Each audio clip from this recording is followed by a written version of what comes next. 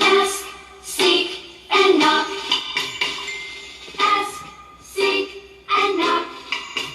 For with these keys I do believe the treasures of heaven unlock. Just ask, seek, and knock. Ask, seek, and knock. Please understand by faith we can if we ask, seek, and knock. Matthew 7:7. Ask and it will be given to you. Seek and you will find. Knock and the door will be open to you. For everyone who asks receives. Yes, everyone who asks receives. Ask, seek, and knock. Ask, seek, and knock. For with these keys I do believe the treasures of heaven unlock.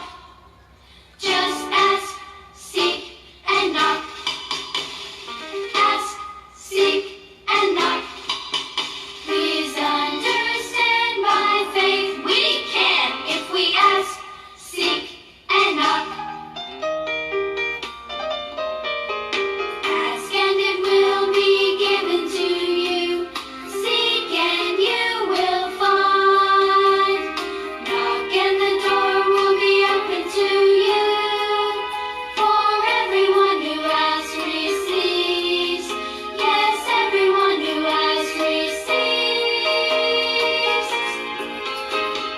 Ask, seek, and knock. Ask, seek, and knock. For with these keys I do believe the treasures of heaven unlock. Just ask, seek, and knock. Ask, seek, and knock. Please understand by faith we can if we ask, seek, and knock. Ask, seek, and knock. Ask, seek, and knock.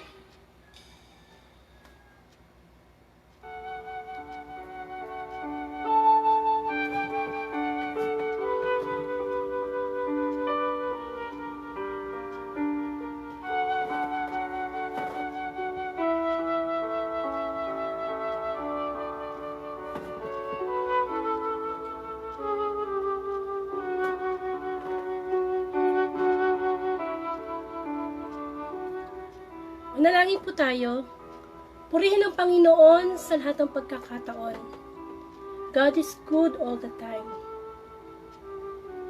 Ako man o ikaw na nakikinig, nasa pagsubok, lagi mong isipin na God is good all the time.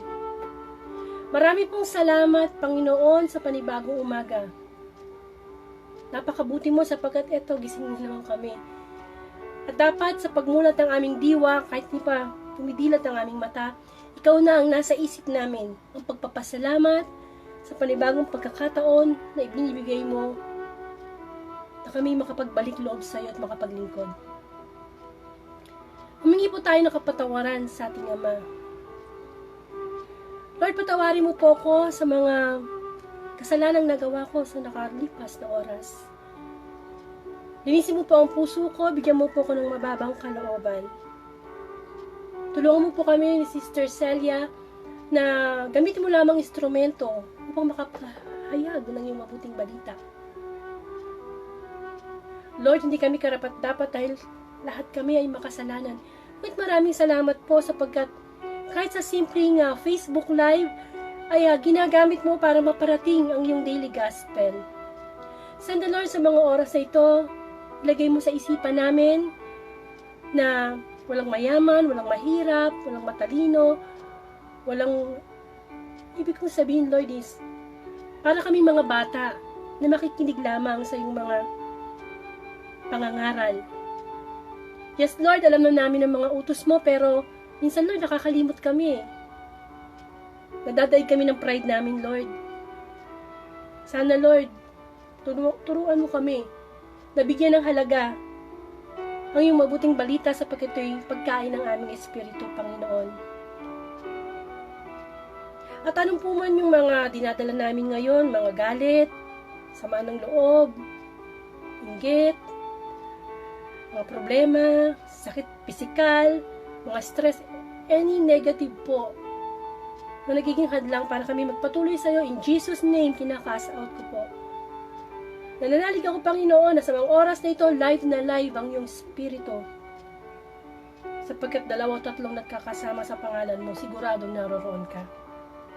Salamat, Panginoon, sa mga utos mong perpekto, mga utos mo na kapag sinunod namin, may kasamang pangako. Salamat sa paghahanap mo sa aming mga tupa. Sa aming mga nakakilala sa Panginoon, patuloy mo kaming hipuin, Lord. Kababaan ng loob ang mangibabaw sa amin, Panginoon. Patawarin mo kami kung minsan nakakalimot kami sa pagsunod sa iyo. Pero Panginoon, ang iyong mga lingkod, ang iyong mga tinawag, patuloy mo kaming gabayan. Sapagkat habang lumalapit kami sa iyo, hindi kami nagiging banal, Panginoon. Kundi nakikita namin lalo ang aming mga kahinaan na kailangan ka namin. Ang lahat ng ito ay dalangin ko sa iyo, Ama, sa pangalan ng Anak, Isa ng Espiritu Santo. Amen. Sa pangalan ng Ama at ng Anak, Espiritu Santo. Amen.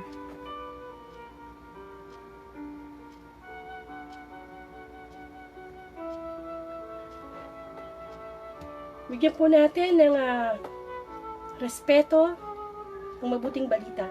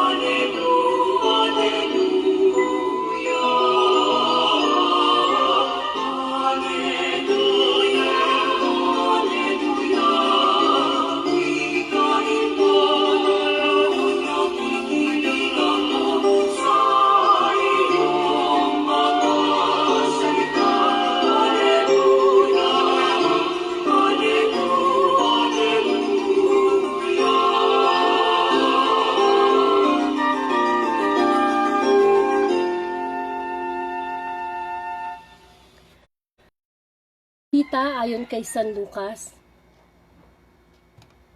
Papuri sa iyo, Panginoon.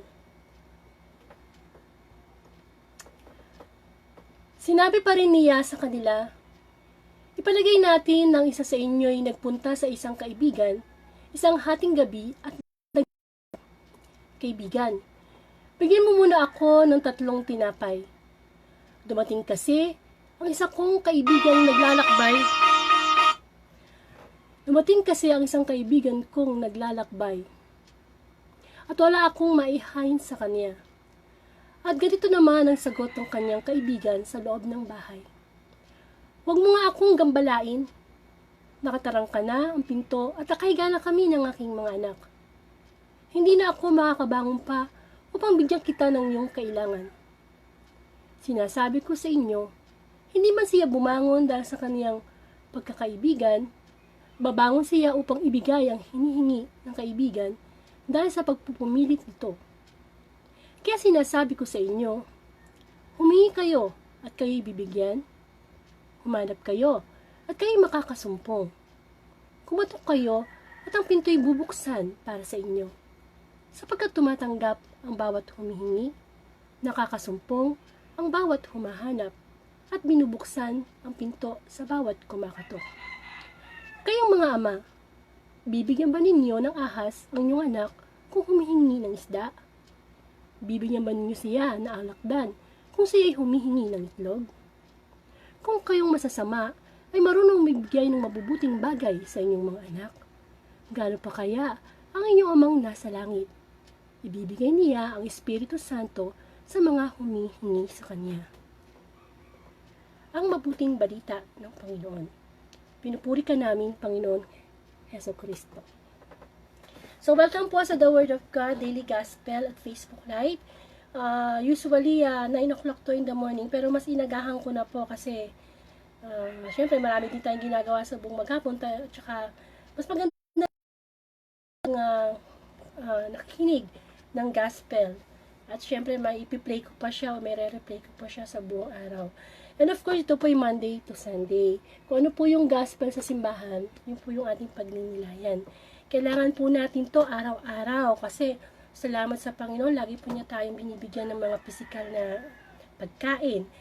Sabi nga ni Lord, hindi lang naman tayong katawang lupa. Meron po tayong espiritu at saka meron po tayong kaluluwa na mas higit na dapat nating pinapakain ng kanyang mga salita. At gayon din po, syempre, inutos po kasi yun ng Panginoon.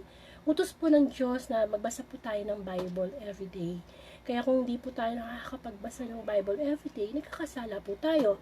Kasi utos po niya mula sa Joshua chapter 1 verse 8. Ngayon, kung hindi ka pa makapagbasa, eto, kamukha nito, may mga Facebook, may mga online na nagtatalakay sa mabuting balita.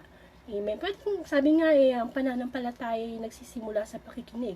So, mag-start ka muna sa pakikinig hanggang sa ma-develop sa'yo yung communication mo kay God. Kasi syempre, pag tayo po ay nagbabasa ng Bible, nakikipag-usap po ang Diyos sa atin. Kapag tayo naman po ay nagdadasal, tayo naman po ay nakikipag-usap sa Kanya. So, kailangan merong communication everyday po yan. Makipag-communicate po tayo sa Diyos na nagbibigay lahat ng mga biyaya sa atin. At gayon din po, syempre, mismo ang Panginoong Jesus, sinabi po niya na hindi lang naman sa tinapay nabubuhay ang tao, di ba? Kundi sa bawat salitang namumutawi sa bibig ng Diyos. So, papayag ka ba na araw-araw puro physical food lang, puro material things lang yung meron ka?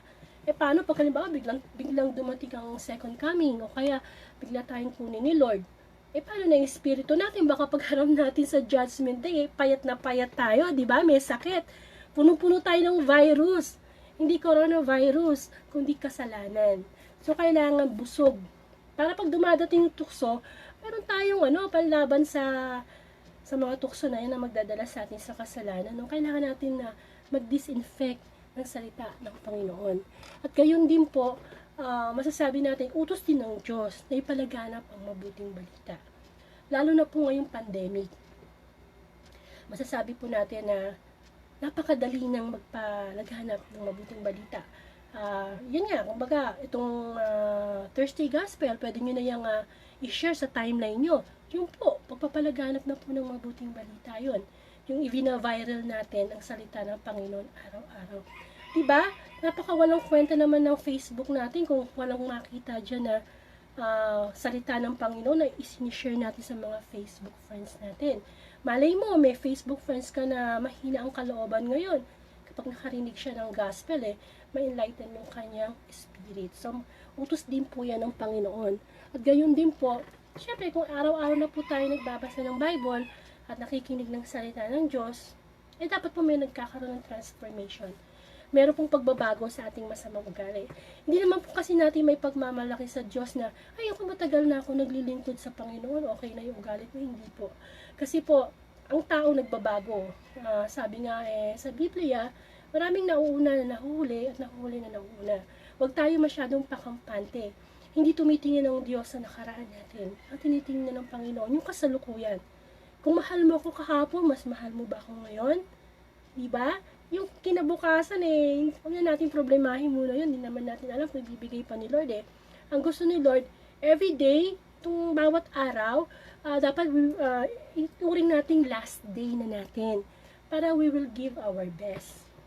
At saka sa panibagong araw, tuwing nagigising tayo, lagi nating isipin agad ang Panginoon. Lagi tayong magpasalamat. Kasi, nung nilikha po niya yung mundo, di ba, ang una niyang nilikha, yung liwanag, sabi niya, magkaroon ng liwanag. At nung magkaroon ng liwanag, anong sabi ni God? It was good. Diba? Kaya pagka nagigising ka sa panibagong araw, sasabi mo, wow, si God nakakamangha naman. Recreation, nagkikreate na naman siya. So, dapat yung buong araw natin, hindi maging bad yan. Dapat good. Kasi lahat naman ng nilikha ng Diyos, sabi niya, it was good. Amen? So, tayo din, nilikha tayo ng Diyos. Kaya, sa bagong maga na nagigising tayo ay dapat maging bagong nilalang.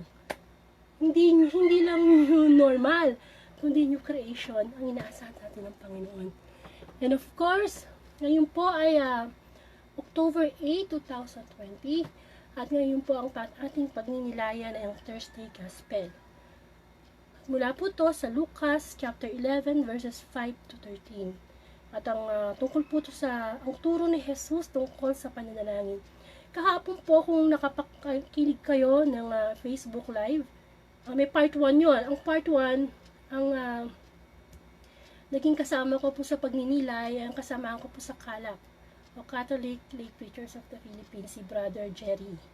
Ngayon naman po, continuation, part 2 naman po. Makakasama naman ko naman po ay si Sister Celia Felipe. Mula po siya sa Jesus Wants to Tell You. Isa siya sa mga naglilingkod sa Panginoon matagal na ring panahon. And syempre, alam niyo naman po, kami naman po, ang mga pari po, mga madre, preacher, lahat po yung ginagamit lang ng Diyos bilang instrumento. Kahit yung mga propeta, mga hari, sila Abraham, di ba? Kapag tayo ay nakikinig ng mabuting balita, wag po natin tingnan yung tao. Instrumento lang po yan kasi hindi naman po bababa ang Diyos para siya yung maghayag. Nagawa na yan ng Panginoong Jesus, so ipinapasa na sa atin ngayon yan. Nandito tayo, pare-pareho tayo. Ako na nagsasalita, ikaw na nakikinig. Pare-pareho tayo mag-focus sa mabuting balita dahil merong gusto ang Lord na ipagawa sa atin. At yun ay tayo magnilay. Wala tayong pagmamalaki na sabi na, Lord, alam ko na yan, oh. Alam ko na yung huwag mangalunya.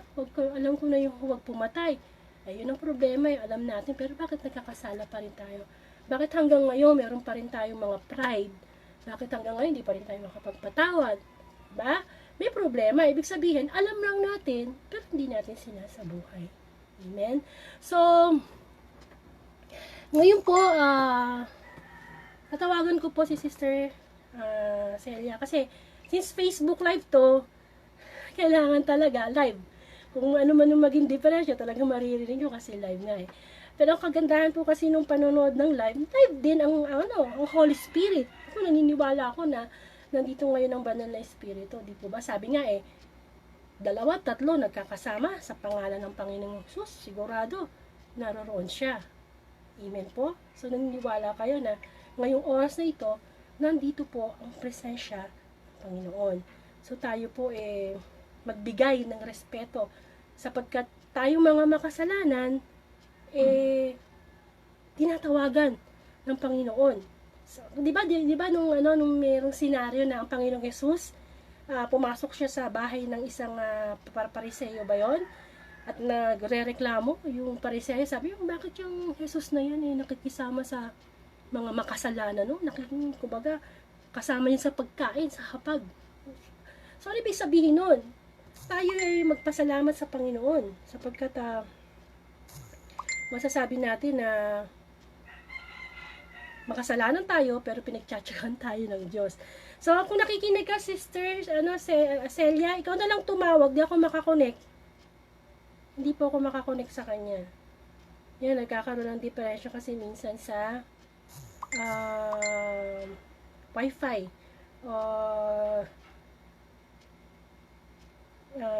Yun, connection. Anyway, tutuloy ko na lang. So, eto po ngayon yung gospel natin. Maganda po yan. Kung kahapon po, pwede nyo naman po ulit panoorin yun sa timeline ko. Kasi maganda rin hinimay-himay namin ni Brother Jerry yung ama namin kahapon. So, kung mapapansin natin, sinasabi ng Panginoong Jesus, ang ama namin po, araw-araw po yung dinadasal.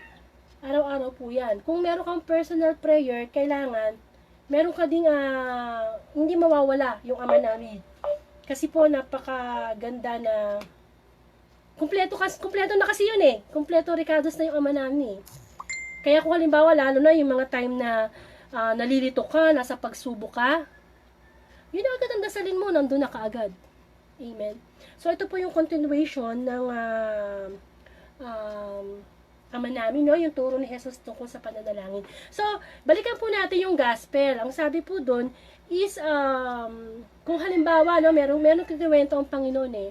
Halimbawa daw, merong isang kaibigan na kumatok sa pinto mo at humihingi ng tulong, no? Humihingi siya ng tinapay kasi may bisita daw siya. Ngayon, sabi naman nung kaibigan niya, hindi na kita mapagbubuksan kasi nakahiga na kami ng mga anak ko nakatarangka na yung pinto Pero sabi doon, kahit hindi siya pinagbuksan, sigurado namang ibibigay sa kanya yung kanyang hinihingi. At nabanggit din doon na ikaw ba, kung ikaw ba'y tatay, bibigyan mo ba ng ahas ang iyong anak? Kung humihingi ito ng isda, o bibigyan mo ba ito ng alakdan kung humihingi ng itlog? Tapos nandoon pa yung sinabi sa mabuting balita na kumatok kayo, magbubuksan, humanap kayo, makakasumpong. Yun yung ask, seek, and na humanap kayo at makakasumpong. Ask, humingi, at kayo magkakaroon o bibigyan. So tayo po sa ating pananalangin, masasabi po natin na may mga panalangin po tayong hindi agad na tutugon ng Panginoon. Kung mapapansin nyo, minsan yung panalangin na yun, naabot ng taon, minsan pa nga, dekada. Ako nga meron akong panalangin sa Diyos sa dekada na wala pang sagot, no? Pero ang ginagawa ko na lang po sa pananalangin ko, is lagi kong sinasabi, Lord, ito po yung gusto ko. Pero let your will be done. Yun po. Wag po tayo ang Lord naman po kasi, kahit hindi pa po tayo nagsasalita, alam na po niya kung ano po yung ating pangangailangan. Alam na po niya kung ano yung ating pangangailangan. Hindi na po kinakailangan na sabihin natin na ay Lord, ganito. Hindi. Basang-basa ni Lord yung ating isipan. Kaya lang, ang maganda po kasi sa pananalangin is kailangan pong tayo ay matyaga. Amen? Kailangan pong tayo ay matyaga.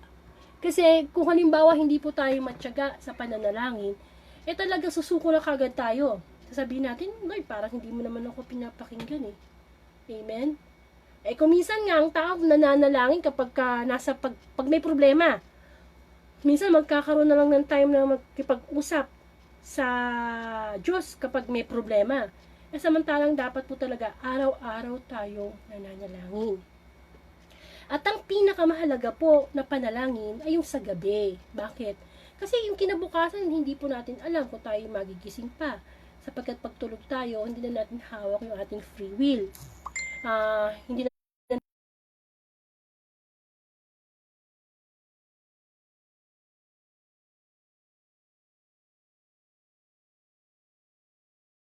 ready tayo sa kinabukasan. Amen? So, masasabi po natin na ang Diyos ay nakikinig. Akala lang natin kapag nalangin tayo, nangingisnap si Lord, hindi, nakikinig siya. Pero ang pinakagusto na quality na panalangin ng Diyos, yung nananalangin ka ng may pananampalataya. Kasi meron kasing pananalangin na nananalangin ka kasi yun lang yung gusto mo. Kumbaga, more of human will, hindi God's will. Bago tayo manalangin sa Panginoon, make sure na magugustuhan kaya ni Lord ng panalangin ko. Kaya nga mahalaga na araw-araw tayo nakakarinig ng gospel o nagbabasa ng Bible kasi nalalaman natin kung ano yung gusto ng Panginoon. Di po ba? At meron din tayong mga panalangin, halimbawa, pinagdadasal mo isang tao na halimbawa may sakit siya, wag mo nang mamatay, no? Yung mga ganyang panalangin, no? Ipinapanalangin, namatay. So, baka sabihin mo naman si Lord, ang dami-dami na nga namin nananalangin para hindi mamatay, namatay pa rin. Isa na ibig sabihin nun, yun ang will ni Lord. Kasi alam niyo po, may mga panalangin tayo na masasabi natin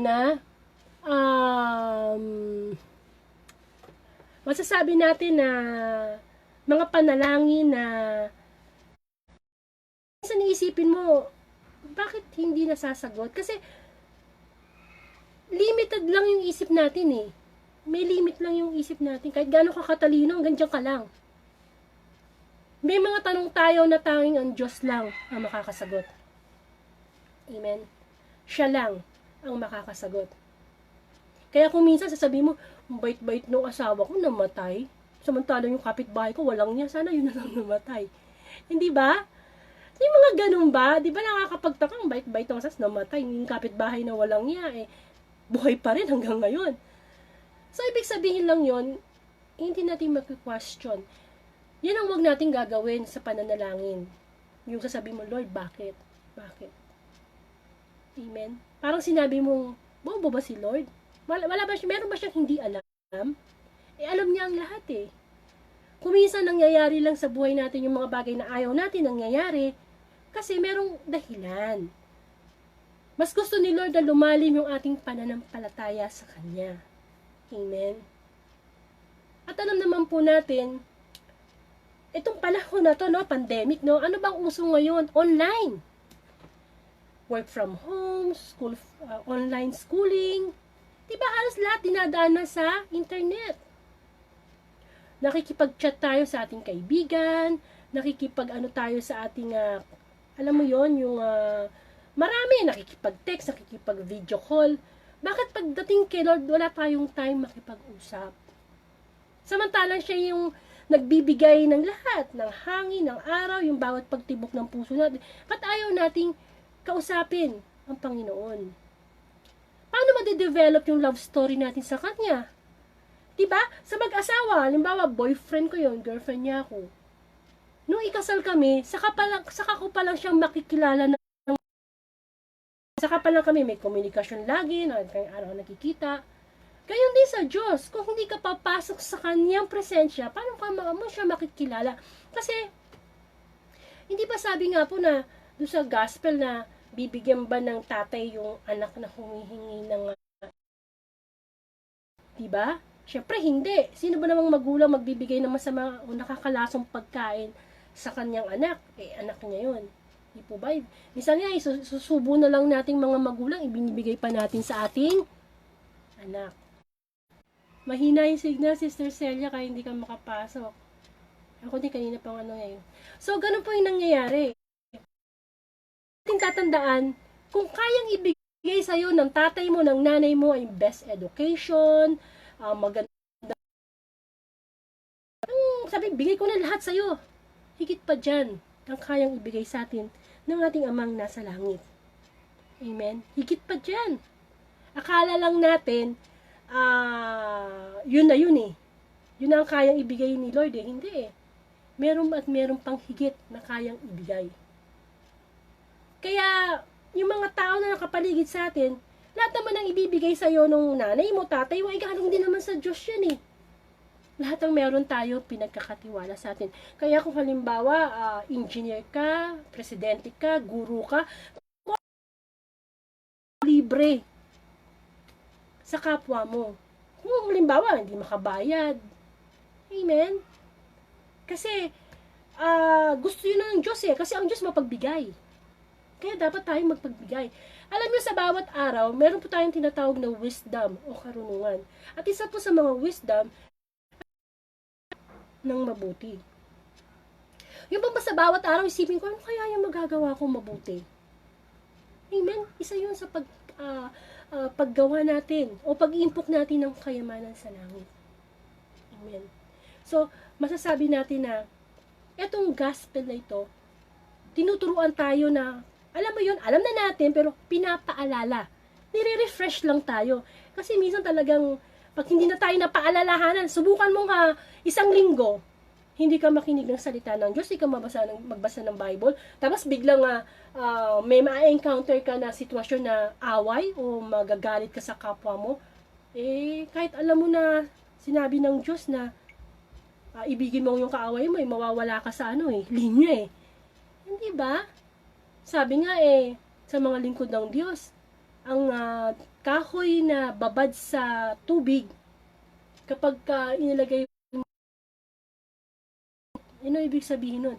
Kahit sabihin mo, basang-basa ka na ng Bible, alam mo na, pero kung makakasama mo yung mga tao na dadalhin ka sa kapahamakan, mahahawa ka. Di po ba? Kaya dapat sa atin, sa buhay nating pananampalataya, lagi nating isipin na ang pananalangin sa Panginoon ay napakaganda. Naku, walang sayang. Biro mo na di ba tayo, halimbawa, sabihin mo, Sister Celia, kakausapin ka ng presidente ng Pilipinas. Kakausapin ka ni Mayor. Hindi ba nakaka-proud? Ordinaryong tao, kausapin ako ng matataas. How much more pa kaya yung kausap mo, Diyos? Hindi ba tayo magiging proud? Ang problema lang kasi sa atin, hindi natin pinapagana yung ating espiritu. Laging katawang lupa. Amen? Kapag hindi tayo nagdalas ng pakikipag-usap sa Panginoon, iba ang kakausap sa atin. At sino? Yung mundo. Kung anong sinasabi ng mundo. Alam mo, sinasabi ng mundo na, oh, okay na yung divorce. Kapag wala ka na dyan sa asawa mo. Sinasabi ng mundo na, oh, okay na yan. Huwag mong patawarin yung nagkasala sa'yo. Okay, sinasabi ng mundo na, oh, okay na yung same-sex marriage. Di ba? So, sa mundo kasi ngayon, sabi socially acceptable na. Kung ano yung ginagawa ng karamihan, yun ang ginagawa ng marami. Kaya dapat aware tayo na, ay, yung napanood ko sa TV, kilala kong artista yun, kilala kong tao yun, ay, naghiwalay na sila, okay na pala, magaya nga. Ang kaso, hindi naman yun ang gusto ng Diyos. Kaya mahalaga na nakikipag-usap tayo sa Diyos. Alam niyo po mga kapatid, magpasalamat tayo sa Panginoon, pinagtsatsagaan tayo kahit through social media. Bakit po? Kasi hanggat buhay tayo, nandiyan po yung umaapaw na habag, papapatawa ng Diyos. Pero ang nakakatakot kasing part sa buhay ng isang tao, is yung bigla ka na lang mamatay. O kaya bigla ka na lang second coming, hindi ka nakapagbalik loob sa Panginoon, hindi ka nakakapag-communicate sa Panginoon. Paano pagdating ng Judgment Day? At nasarap tayo ng Diyos. Baka sabihin sa atin ng Panginoon na, ay, ikaw, hindi kita mapagkakatiwalaan, hindi mo ako pinakinggan nung ako'y nagsasalita. Doon ka sa impyerno. Naalala ko tuloy yung kwento ni Lazarus at saka yung mayaman, di ba? Nahangal. Yung mayaman, pareho silang namatay, di ba? At sising-sisi yung mayaman. Sabi niya, naku, baka naman pwedeng bumalik ako sa bahay ng mga kapatid ko. Sasabihin ko sa kanila, uy, magbago na kayo. Bago na kayo. Totoo ang impyerno. Yung pa ba ang gusto nating hintayin? Ang Bible ay open book na. Kumbaga sa examination, andyan na lahat ng sagot. Amen. Alam niyo itong pandemic na to, inalaw to ng Diyos mangyari para magkaroon tayo ng much time, more time kay God. Amen. Na stay at home tayo para more time. Amen. Kasi nung wala pa ang pandemic, napaka-busy ng tao, walang time magdasal. Walang time magpasalamat. Halimbawa, ganun ka na nga noon, ganun ka pa rin ngayon. Ano kaya gagawin sa atin ng Panginoon? Paano kaya ika-catch yung attention natin? Gusto ba nating hintayin na yung magkasakit tayo? Yung tipo nga, busy ka noon, tapos biglang sa sobrang trabaho mo, nakalimutan mo na magpasalamat sa Diyos, ganyan, napupuyat ka, nagkasakit ka. Yung mga bedridden ka na, nakahiga ka na sa kama, tsaka mo palang maaalala si Lord. Na, ay, kasi wala ka na magawa wala ka ng choice Hindi ka makaalis sa kama, may sakit ka. Yun pa lang ba yung time na maalala natin si Lord? Huwag natin paabutin sa ganong pamamaraan. Hanggat malakas tayo, gamitin natin ang kamay natin sa pagpupuri sa Panginoon. Hanggang malakas tayo, gamitin natin ang ating mga labi sa pag-awit, sa katawan natin, ipanalangin natin sa Panginoon na magamit natin para maibalik natin sa Kanya ang kapurihan. Ask, seek, and knock. Ask, pwede tayong humingi sa Panginoon. Amen. Basta alam natin na nasa kalooban niya, hindi makakasama sa atin at sa ating kapwa. Lalo na sa Panginoon. Diba? Bibigay yan ni Lord. Ako, ano ba naman, ang yaman-yaman kaya ng Diyos natin. Walang hindi siya kaya hindi bigay sa'yo. Amen. At kung sakali mang hindi ibigay sa'yo, isa lang ang sagot, thank you Lord. Naku, meron kang mas best plan. Amen. At gayon din na, seek. Hanapin lagi natin ang Panginoon. Kaya nga, di ba? Seek first the kingdom of God. Lagi. Kapag may pagsubok ka, hanapin mo. Hanapin mo ano bang dahilan kung bakit nangyayari sa akin to. At lagi kang magpasalamat. Na kung halimbawa, may sakit ka, na sakit to sa puso, salamat Lord. Hahanap ako ng reason para magpasalamat pa rin sa'yo. Lord, may diabetes ako, pero Lord, nakakakita pa ako, nakakakanta pa ako, nakakakain pa ako. Napakadaming dapat ipagpasalamat sa Diyos. Knock, kumatok tayo. Lagi tayong kumatok sa puso ng Diyos. Yan ang gustong-gusto ni Lord. Kasi araw-araw kumakatok ang Diyos sa mga puso natin Pero ilan lang ba nagpapapasok? Yung iba nagsasara pa. Ang nakabukas na pinto, yung pinto kay Satanas. Na kung minsan tayo pa mismo nagbubukas at sinasabi nito, halika rito Satanas, pumasok ka sa puso ko. Di po ba? Pananalangin. Kailangan nating maging matyaga. Sabi nga kapag may tiyaga, may nilaga.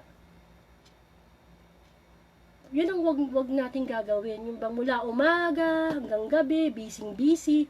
Sabi ko nga sa inyo, lagi kong ini-impart sa inyo na paggising pala ng diwa, kahit mayroon pang muta ang mata, magpasalamat na sa Diyos.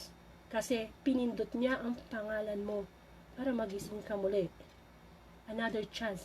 Hindi mababayaran ng pera yung paggising mo ngayon. Because every gising is a blessing. Every gising is a blessing. That is the first blessing na natatanggap natin mula sa Diyos. Amen. Kaya, ang pananalangin sa pagkain. Naku naman, pasalamat tayo, no? Thank you, Lord, sa pagkain. Thank you sa kinain. Diba? Ang daming taong walang makain, pero may mga taong nag-aaksaya ng pagkain. Amen. Siguro yung batang pulubi na makita yung tira mo sa plato, naku, pag aagawan niya, baka didilaan pa niyan. Pagkatapos ng plato, ang linis-linis, kala mo hinugasan. Amen. Pahalagahan natin. Pasalamat tayo, magdasal tayo. Magdasal tayo kapag halimbawa nakarating tayo ng safe sa pupuntahan natin. Pasalamat tayo kapag yung mga, hindi ba, ang daming, alam nyo po ang sikreto ng tunay na pagmamahal sa Diyos, pagpapasalamat. Kapag tayo ay lagi nagpapasalamat sa Panginoon, nagsasara ang pinto ng pagrereklamo. Magigising ka na lang isang umaga, wala kang maireklamo kay Lord. Kahit may problema ka. Bakit? Kasi mas nangingibabaw sa'yo ang pag-a-appreciate niya sa'yo. Kaya ang pagsubok ngayon, hindi mo na iniisip na problema. Ang pagsubok ngayon, iniisip na, Lord tinetest mo na naman ako, Lord maipapasa ko yan sa tulong mo. Hindi ka mukha nung Lord pag hindi ka nakikipag-usap sa Kanya, kapag hindi ka nananalangin sa Kanya. Anong tingin mo sa problema? Sakit sa ulo. Doon ka nakafocus, laki-laki na ng problema habang palit naman ng palit si Lord. Amen. Magtiyaga tayo. Alam niyo si Lord, nagbabago din naman ang isip yan Nagbabago din ang isip yan. Diba? Yung nangyari sa Ninive, na gusto na niyang gunawin yung Ninive, kasi sama ng mga tao. Diba nagbago ang isip ng Panginoon nung naghingi ng sorry? Amen? Pwede siya magbago ng isip. Magtiyaga lang tayo. At mahirap magtiyaga kapag wala kang pasensya. Mahirap magtiyaga kapag wala kang kababaang loob. Iiwanan mo talaga ang Panginoon. Amen. Pero ang pagtitiyaga natin sa Panginoon, yan ang may bunga. May mga tao na sobrang tiyaga sa trabaho. Ipon ng ipon, trabaho ng trabaho. Hindi naman masama yun, pero kung minsan, kung yun ang nagiging dahilan para wala kang pananalangin, prayer, parang mali yata. Kasi, sa kapal ba naman ng utos ng Diyos sa Biblia dapat yung unang-unang utos ng Diyos, sundin mo, masusunod mo na lahat. At ano yun? Bigyan mo ang Diyos na higit sa lahat. Buong puso, isip, kaluluwa at lakas. Kapag yung alam niyo, kung minsan, simple lang naman ang buhay So, totoo lang po, simple lang. Sundin natin yung first commandment ni God. Love God above all. Tapos ang kwento. Alam po nyo, ang buhay ng tao, parang cake yan. Alam niyo po yung cake? Diba yung cake may mamon? At sa labas, naku, may icing. At yung icing, pwede nating pagandahin. Ganyan daw ang buhay. Iba-iba ang buhay natin. Ang importante sa buhay natin, hindi yung icing. Hindi kung ano yung meron ka. Mayaman ka, maganda ka, matalino ka, Hindi. Icing lang yan. Ang gusto ni Lord, i-enjoy natin yung mamon. Alam niyo yun? Yung mamon. Kaya tayo, kapag na-enjoy na natin yung mamon ng cake, yung icing natin, extra reward na lang yan ni God. Amen. Hindi naman tayo mabubugsong sa icing. Ano ba yung mga icing? Yung mga pera, yung mga bahay, lupa, pinag-aralan. Yun ang mga palamuti lang yan sa buhay. Yung mamon, yung salita ng Diyos, yun mismo. Yun ang makakapagpabusog sa atin. Amen. Sa ating mga tao, wala tayong karapatang manghusga ng ating kapwa. Amen? Sapagkat, trabaho yun ng Diyos. Trabaho ng Diyos ang magparusa at maghusga. Kaso sobrang tao, kinuha pa niya yung trabaho ng Diyos eh. Samantalang inutos lang sa atin ng Panginoon, maging mababang kalooban, gawa ng mabuti, magpatawad. Amen. So sana po magkapagnilay tayo sa mabuting balita. Masasabi natin na, alam na natin to, pero huwag natin sasabihin sa Diyos na, Lord, alam ko na yan, na hindi. Salamat, Lord, pinapaalala mo na naman sa akin. Na kung nananalangin na ako sa iyo, nakikipag-usap na ako sa iyo, mas dadagdagan ko pa. Alam niyo, sa buhay pananalangin, dapat lagi tayo nakatingin dun sa nagawa kong mabuti ang pananalangin ko ngayon. Mas gagawin ko bukas ng mas maganda. Mas gagawin ko yung pinakamaganda. Sapagkat ang paghahandog sa Diyos, we should give our best. Amen. Manalangin tayo, hindi lang sa ating sarili, kundi sa ating kapwa. Diba? Sa pananalangin natin, panalangin din natin ng ating kapwa. Gustong-gusto ni Lord yan. Hindi yung purong, Lord, ako, pengin ito. Panalangin natin ating kapwa.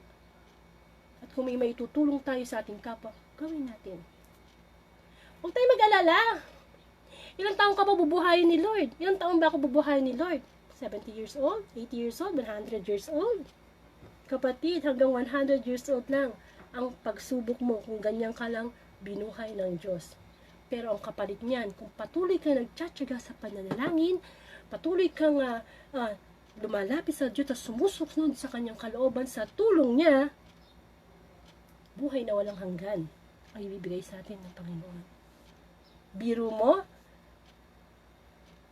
dahil sa pananalangin na may gawa, sapagkat patay ang pananampalatayang walang gawa, tsaka hindi lahat ng nagdadasal nakakalugod sa Panginoon. Kasi sabi ng Panginoon, hindi lahat ng tumatawag ng Panginoon ay ipapasok sa kaharian ng langit, kundi yaon lamang sumusunod sa kalooban ng Ama ko na sa langit. Amen. Sana po mag-iwan ang ating Panginoong Diyos ng katanungan sa bawat isa sa atin. Kamusta na ba ang ating pananalangin? Ito ba'y may kasamang pananampalataya? Kamusta na ang ating pananalangin na isa sa buhay ba natin? Lagi ba natin iniisip na, Lord, not my will, but your will be done. Tayo po'y magkaroon ng closing prayer. Sa ngalan ng Ama at ng Anak ng Espiritu Santo. Amen. Salamat, Panginoon, sa panibagong mabuting balita. Muli kaming nabusog ang napaalalahanan mo na, oh Lord, minsan may mga panalangin kaming sobrang bilis, paulit-ulit, pero alam mo na yun eh. Pero isang panalangin na hindi namin dapat kaligtaan sa bawat araw. At yun ay itinuro ng Panginoong Jesus sa kanyang mga alagad, ang Ama namin. Sapagkat ang Ama namin ay kumpleto na mula umpisa hanggang huli. Nandun na lahat. Maraming salamat, Panginoon. Tinuturuan mo kami. Ikaw ang pinaka-best teacher namin. Kaya din dinadalangin ko pong yung pamilya ko, na lagi tayong ingatan ng Panginoon, dahil sa coronavirus. Dinadalangin ko din na ang buong mundo, basang Pilipinas, malagpasan na natin itong pandemya na ito. In God's will. Marami pang plano si Lord, no? Pero kailangan lang natin maging handa. Hindi po ako ng panalangin sa inyo, na sana bigyan ako ni Lord ng malakas na pangangatawan, lalo na ng malakas na espiritu, para magpatuloy ako magpahayag ng mabuting balita. Sapagkat sa Facebook Live na ito, ang Panginoon ang gusto kong ipagmalaki, ipagmayabang. Kagalingan din sa aking sipon, kasi uso na naman yan. And of course, ganun din po, magpasalamat tayo sa Diyos.